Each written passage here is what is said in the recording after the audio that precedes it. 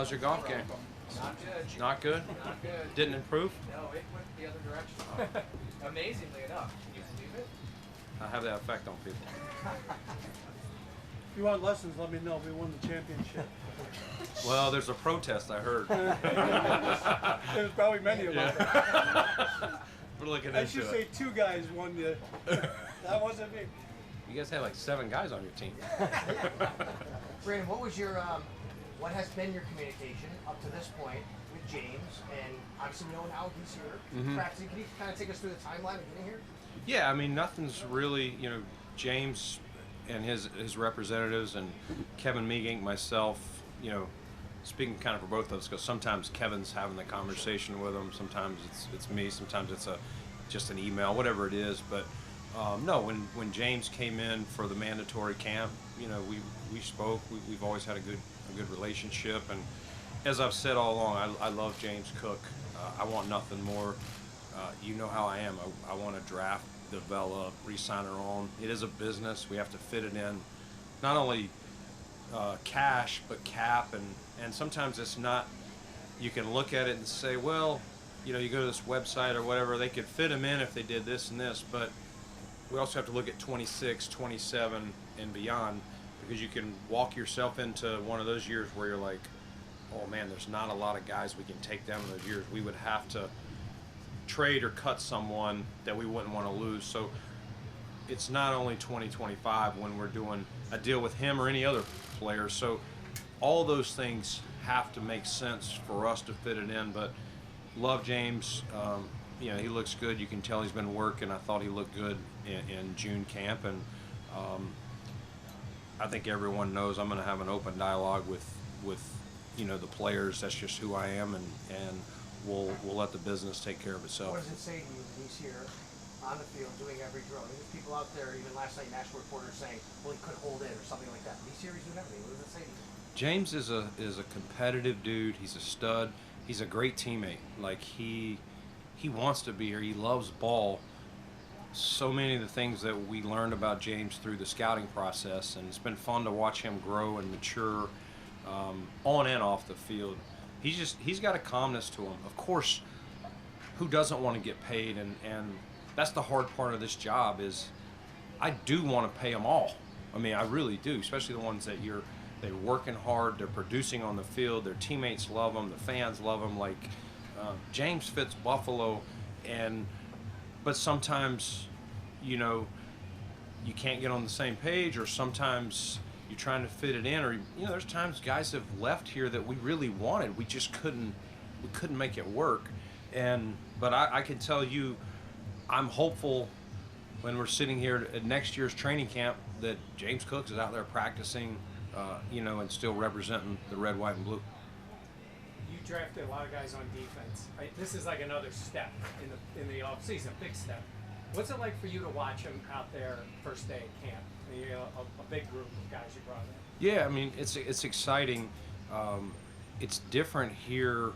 When I say here, not in Rochester, in 2025 because of the rules. I mean, I was literally talking with Ryan Nielsen yesterday. We were talking about even how the conditioning test has changed, where these guys come off vacation and they're running like 16 to 20 gassers, and then the next morning, I mean, I remember with John Fox, like these guys would go down and John would have like a goal line period at some point the first day of practice. I mean, these guys were on a beach 5 days ago potentially, and now they're clashing. So it's for the better. It's kind of an extension of OTA's mandatory camp, but it's good to have everybody. It's a different purpose when you're here. Guys know it's, I'm closing in on kind of the first big test, which is preseason game 1. Even the red and blue game that we do over there, we do some live stuff to simulate game type situations. How concerned are you with Dawson Knox and Spencer?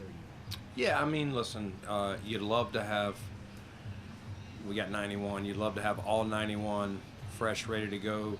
Dawson was training the other day and tweaked it. He knows his body, and so he'll do everything. And he knows this offense, he knows this team. He and Josh have a great rapport together. So, until he's back out there, you always have some concern, but I feel that the medical team and him have a good idea of what it's going to take, and hopefully get him back out there sooner rather than later. And Spencer, the same, back flared up a little bit on him. We want to be cautious. It's always different now versus in season. Now you're going to try to be more cautious. You get in season, you're like, hey, I think I can get him out. I think I can get out there. Maybe I can only do a Friday practice and play in the game. So I think we have to realize it's July the whatever it is, 23rd today. Let's don't rush something and constantly have setbacks. So hopefully we'll get him back out there soon. Josh said he was minding his language, knowing he was mic'd up. I know you were mic'd up. Big deal. How have you dealt with that? And how do you think this team deals with the additional scrutiny? But the good thing, John, is I don't have to worry about my language ever. You know that, right? No, it's, we want to be, with this thing, we're always doing stuff mic'd up. It's the way of the world. So I think you're kind of used to it in some ways. And I think, as you guys know, our team, the Buffalo Bills, we want to be authentic. We got nothing to hide. We want to make this a very positive experience. And will there be an intrusive thing here or there? Of course, but it's all in the preseason, and I don't expect any issues or anything like that. And we'll all work together and make sure it's a good product for our fans. That's what we want. It's an inside look at our team, our staff, and how we do things and how we develop a team, how we pare down a roster to go play hopefully a 17+ game season. How does this get you better? I mean, it seems it could. The worst case, best case scenario is it's not a distraction. Worst case, it is a distraction. How does this get this team better? Well, there's always things, John. I mean, I think, I think coming out here with fans is good because you're competing. People are cheering. I mean, and guys, I don't care who it is. I don't care if your parents are out there or your neighbors out there watching you play pickup basketball. You don't want them to think you're a loser or that you got beat on a rep. And so you're gonna play your what off every day. And so sometimes, when we had the years we couldn't come here due to COVID, those were long stretches from when we reported to camp till the first game. And so I think it's good here that we have fans. It keeps it fresh. Guys are coming out there and they don't want to lose. And you see guys celebrating in the end zone like it's a real game, whether the offense or defense made a play. What was it like navigating the negotiation with TJ Sanders, given the holding pattern with second-round picks, and your reaction to getting that deal done in time for him to be on the field? Yeah, I mean it's very important. He's technically the first holdout we've had since I've been here, even though it was just while we were working out. And no, I busted his agent's chops. I said, of course you had to do this.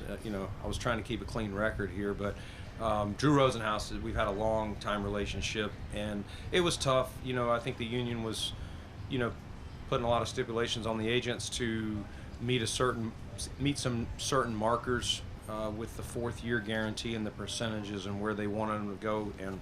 But he and Kevin Meegink did a great job and got it done. And TJ was in Buffalo, which was great. Sometimes these guys are somewhere else. You got to get them on the plane.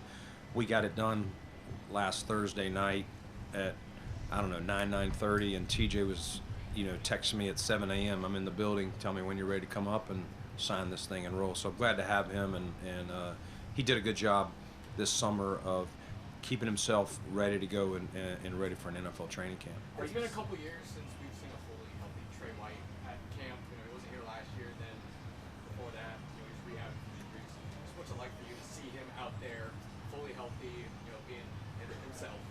Yeah, I think I found myself as a fan today. Trey made a play, I think it was on Elijah Moore, and knocked the ball down, and he came back over there and was standing to me, and I don't ever cheer for either side. I'm just kind of watching it, but I was like, I see you 2-7, and he was like, man, it's good to be home. I'm around family, and it resonates with you. Like, we're all more comfortable when we're around people, we trust and we enjoy being around, and I think Trey, embodies that. And, the business part, we were talking about it with James, the business part stinks sometimes. It really does. We did not want to part ways with Trey White for any reason last year, but the business got in the way. We had to get our cap in order and make a lot of tough moves, including Trey. But it's fun to see him. I see him confident. I bet you he's gonna. I'm never gonna bet against Trey White. I bet you we're gonna consistently see him continue to do that, and he knows there's good competition too. That that brings out the best in all of us. So it's going to be fun to watch. The DBs. Obviously, Christian has solidified himself over there, but it's going to be fun. And if something happens to one of them, I feel we've got a good group. Whoever it is that doesn't win that starting job opposite him will be ready when their number's called. Where do you stand at punter? You made a move yesterday. You have one right now, but you can stick with one, or where do things stand there? Yeah, we hated to make the move. I wanted to continue that with Jake, and unfortunately, due to some of the injuries that Josh asked me about a while ago, your hand kind of gets forced. You're trying to prevent a domino effect of getting thin. In that case, we signed a tight end, and so you're looking, where do you get a spot, and you don't get a freebie. So that's where we had to go. Doesn't mean we wouldn't bring him back at some point. And I think Brad knows that. Like, Brad knows he's still got to compete and show his best and earn that spot here. Hey, Brandon, last year you set a franchise record for points. No sacks, no turnovers. But what can the offense do to be better? What do you think has to happen to make it be better, if possible? That's a great question. I don't know what's. I mean, maybe we didn't connect on as many deep balls. We took some shots, but that may be an area. But I mean, if you can, it's hard to replicate those few turnovers and to score that many points. Usually, when you're scoring points, you're ripping the ball around, and there's going to be some tip balls, some sack fumble here or there, and what Joe Brady and Josh and all of our offense did with the ball was remarkable. We can't expect that. We hope it's there from a lack of turnovers this year, but sometimes the ball bounces your way too, and I think it did for the most part. But I think you just continue to hone in on the skill, on the fine-tuned details, be as balanced as we can. I thought we were pretty balanced last year, but be as balanced. We got some new pieces that we've added, and a Josh Palmer, Elijah Moore, same running backs. The tight ends, we added a Jackson Halls to the group, but there's a lot of stability, but there's still a few new pieces, and hopefully Keon will take off in year 2. Curtis Samuel was a little dinged up a little bit, thought he had a good spring. Hopefully all that, if we can get continuity there, we can come out of the gates fast. Brandon, what's something you've noticed about the maturity that Josh Allen is bringing into his game season? Yeah, I mean, he's I was literally talking to Ronald Curry a while ago. Josh, as we know, is super competitive, and there's always, we don't have officials out here. We do a little bit, but there's not a lot of flags, and there was probably some tugs on some plays that are incomplete. That as a quarterback, he wants to complete those, and you see him giving a little sign, but he's not like mouthing back. He's kind of like, I know I would have got that in there. The refs would have called that if he did that. You see a calm, confident dude. He knows what he has to do in the off season. He's always prepared when he shows up. He's not coming here unprepared, and I think his teammates, when he's in the huddle, they're as calm as ever, just having Josh Allen in there. Brandon, I know it's not. I know it's Has anything not. changed from the team perspective on Maxwell Harrison with the civil suit from earlier this month? No. Catherine, it's frustrating. I think I reiterated that after the draft. It's frustrating because, in the legal world, you can't sit there and say things back and forth. You got to let it go. But this happened to this young man, over 4 years ago. He gave up his phone, to prove some of his. He took polygraph test. This kid didn't run from anything. He answered every single thing. We did that.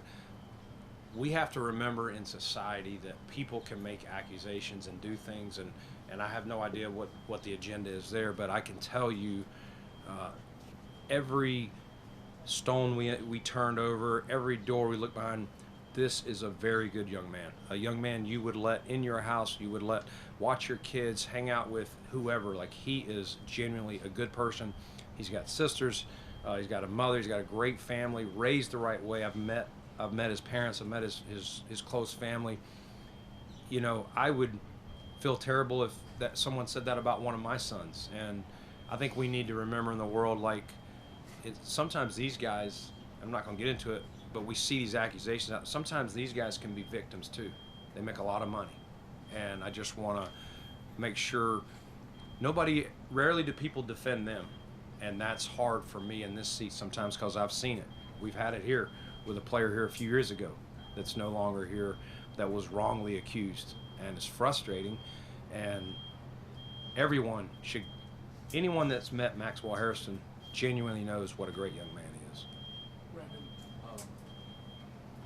I know it's only day one of training camp. The season hasn't started yet, but is this franchise, as much success as you've had, the one thing that's been hanging over the franchise is you can't get to that ultimate game? I know it's day one, but I mean, how better suited is this team, do you think, to overcome that and get there? Yeah, I mean, I think we've said it before, John.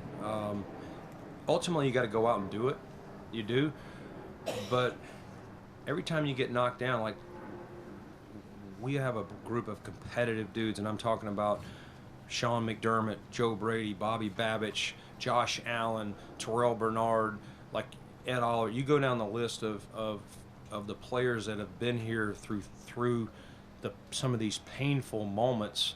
And you know, I'm a firm believer that you keep swinging the sword, you keep fighting, you do not give in, you work harder. Like, you use that frustration. And I can tell you, of course Josh Allen was happy to win the MVP. Who wouldn't be? But he would trade that all day, every day, to hoist that Lombardi. And, you know, he's the tip of the spear for us, and we believe in that. His teammates believe in that. And we believe in this coaching staff, and we believe in our organization and the plan. And I sat in, you know, some of the initial meetings yesterday with Sean, and I thought, you know, his message, Terry Pagula had a great message, Sean had a great message. And, you know, now it's just a matter of, this is a new team. We got to form that bond. That's why we love coming up here, get away, eliminate distractions here for 2.5 weeks, and then take it home, finish the preseason out, pare it down to 53, and kind of start that journey. Brandon, what did it do for Dalton to spend much of his offseason in Orchard Park working? Yeah, I mean, he exactly exemplifies what I was just talking about our team. Like, Dalton had a really strong finish to his rookie year, and then last year was sailing along, has the injury, plays through it, doesn't want to complain about it.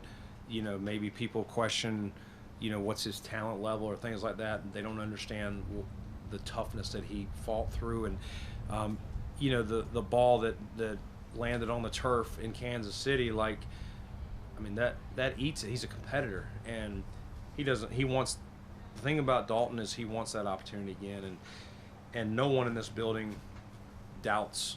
No one's going to not try and give him that opportunity again. Starting with Joe Brady, starting with Josh Allen, like, he's going to get his opportunities. We need Dalton Kincaid to go where we're trying to go, and exciting.